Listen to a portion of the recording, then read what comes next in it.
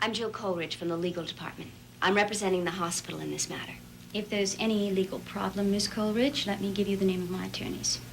I really don't think that's necessary. We all realize that you've gone through a terrible experience, and you're very concerned about your husband's health. Thank you. Have 6 copies of the contract made up. 3 of them are to go to Howard. He's to deliver them by hand to Mrs. Jeanette. The rest are to come back to me. Yes, Mrs. Woodard.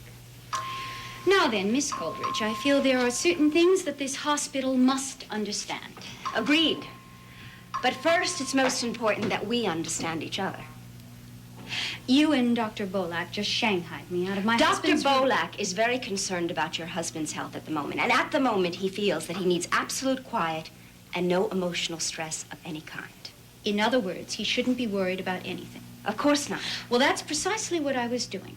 Reassuring my husband that all the things he cares most about are being handled so that he won't lie there and worry. Mrs. Woodard, your husband is a very sick man. At the moment, he cannot discuss business or politics. May I suggest that I know my husband far better than you do? I'm not a doctor, but I have been working in this hospital for several years. And I am very familiar with your husband's condition. Now, a patient with a skull fracture needs... Spare me medical lectures. You know, it seems to me that you have more concerns here than just your husband's health.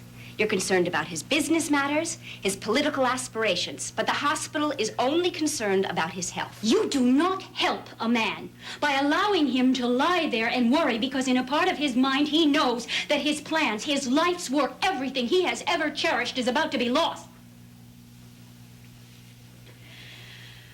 None of this really matters anymore.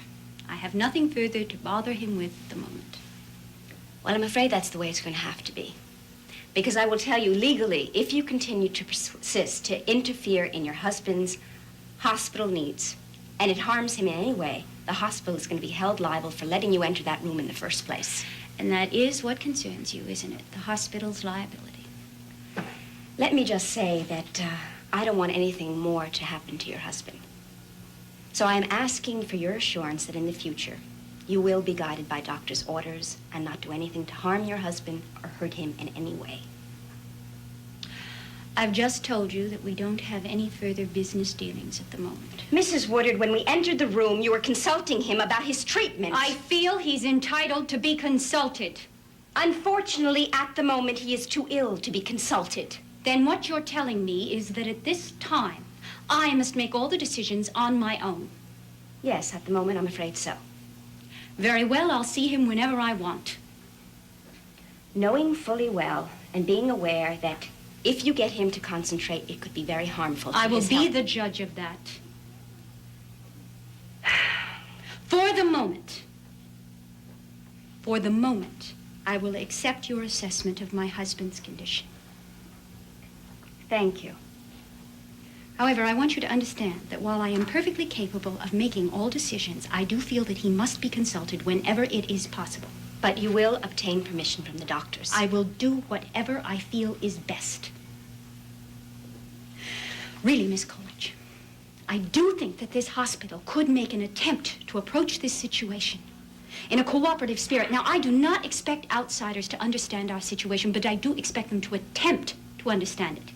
So far, only one person has made any attempt to understand the complexity of our position, and that is Councilman Ryan. I really can't help wishing the rest of you were a lot more like him.